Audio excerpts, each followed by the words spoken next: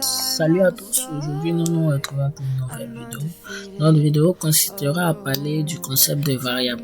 Une variable est un objet repéré par son nom, pouvant contenir des données qui pourront être modifiées lors de l'exécution du programme. En JavaScript, les noms de variables peuvent être aussi longs que l'on désire, mais doivent répondre à certains critères tels que un nom de variable doit commencer par une lettre majuscule ou minuscule ou par un caractère spécial ou bien un signe qui est l'underscore, parce que le tiret de 6 n'est pas autorisé, il est interdit. Voilà. Deuxième critère, un nom de variable peut comporter des lettres, des chiffres et les caractères, mais les espaces aussi ne sont pas autorisés. Voilà. Et les noms de variables ne peuvent pas être tout type de mots, parce qu'il y a certains noms qui sont réservés pour la console, tels que l'abstract, le if, le false ou le else. Voilà. Et on va d'abord commencer par la déclaration de variables. Le JavaScript étant très souple au niveau de l'écriture, la déclaration des variables peut se faire de deux façons. Soit explicite, en faisant précéder la variable du mot-clé var, qui permet d'indiquer de façon rigoureuse qu'il s'agit d'une variable. Donc, on mettra là var chaîne égale une chaîne de caractères plutôt. Bonjour. Et là, on referme. Voilà. Voilà, là, nous avons déclaré notre variable ici. Et la deuxième façon de déclarer notre variable de façon implicite, c'est en laissant le navigateur déterminer qu'il s'agit d'une déclaration de variable. Pour déclarer implicitement une variable, il suffit d'écrire le nom de la variable suivi du caractère égal et de la valeur à affecter. Donc, nous procéderons comme suit. Chaîne égale. D'abord, vous voyez, la console a déjà donné ce à quoi renvoie notre variable. Ok, comme vous voyez, les deux renvoient à la même chose. Voilà. Même si une déclaration implicite est tout à fait reconnue par le navigateur, il est plus rigolo de déclarer les variables de façon explicite avec le mot var. Pour tout dire, c'est un mot clé, un mot important dans la déclaration de notre variable.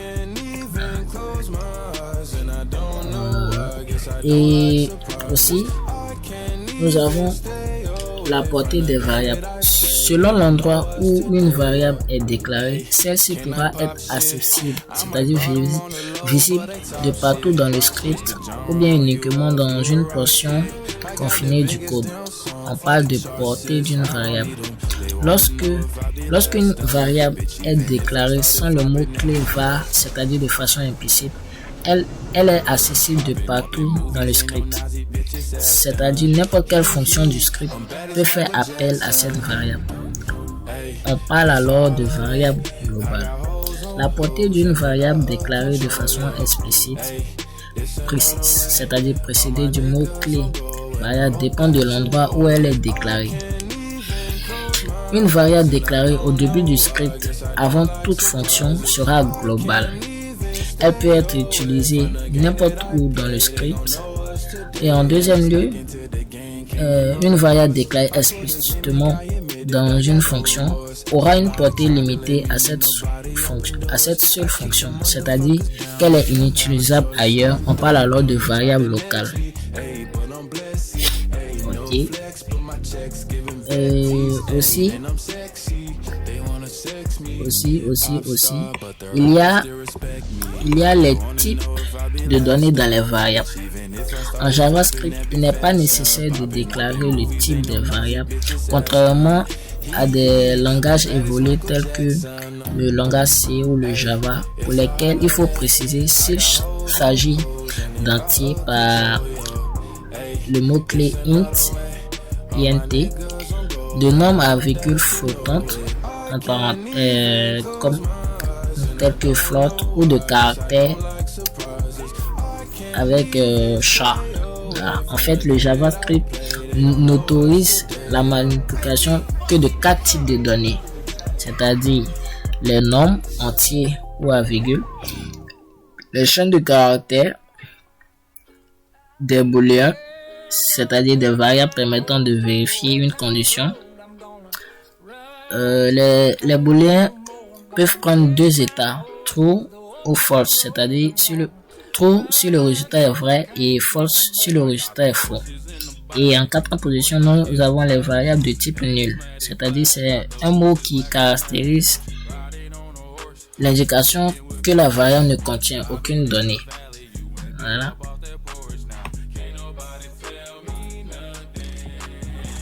Donc, on fera des exemples. Nous avons dit que chaîne égale à bonjour, chaîne de caractères bonjour.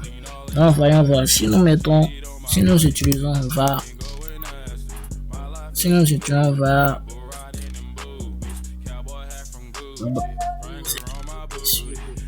la variable byte qui est égale à 20. En fait, notre console nous aidera ici à tester notre code JavaScript. En gros, toutes les opérations que nous effectuons ici n'agiront pas directement sur notre site web, mais serviront d'interface pouvant interagir avec notre page. Concernant les variables, la console réagit comme une sorte de calculatrice intelligente qui calcule les variables et les données que nous transmettons ici. Donc, nous avons notre variable byte qui est égale à 20. Si nous faisons byte, on va byte plus 10, on obtient 30. C'est-à-dire la valeur de la variable qui est égale à 20, on additionne 10 et là on obtient 30. Nous faisons notre calcul, si nous déclarons la variable motor et que cette variable est égale à 30, nous allons ici faire le calcul. Disons variable add, nous allons faire un long mot, donc nous n'oublions pas l'underscore.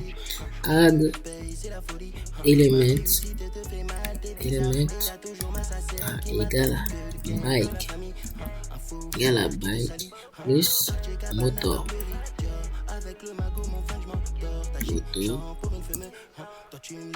Là, on a défini. Donc, lorsqu'on mettra add element, on obtiendra directement le résultat qui est 50.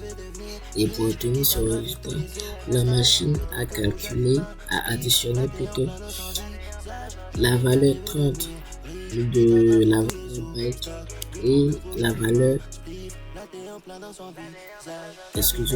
la valeur 20 de la valeur byte et la valeur 30 de la valeur motor. Et c'est ça qui donne les 50. Ça sera identique aussi avec la multiplication. Si nous faisons add element égale à add element multiplié par 10, ça nous fait 500. Voilà, ça nous fait 500. Les 50 sont additionnés à 10. Et en gros, c'est toutes ces parties-là qui englobent notre console. Merci d'avoir suivi notre vidéo. On se retrouve très bientôt.